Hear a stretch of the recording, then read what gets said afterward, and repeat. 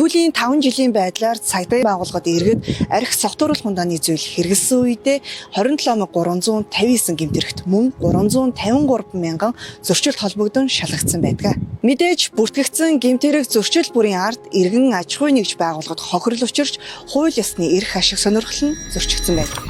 Хэрвээ иргэд архи согтууруулах хундааг хэрэглээгүй эсвэл зүй зохистой хэрэгэлсэн бол 380 мянга орчим гэмтэрэг зөрчил үйлдэгдэхгүй байх боломжтой байсан. Монгол Улсын согтууруулах хундааны эргэлтэнд хяналт тавих, архитан согтуурахтай тэмцэх тухай хуульд 21 наснд хүрээгүй согтууруулах хундааг хэтрүүлэн хэрэгэлсэн хүн согтууруулах хундааг худалдах үйлчлэгийг хориглосон байдаг.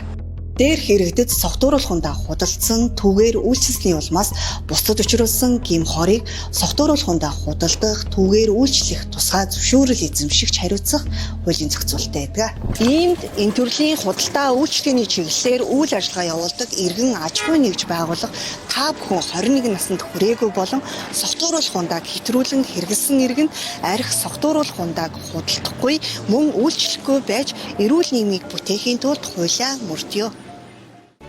Хуулиа мөрдөө.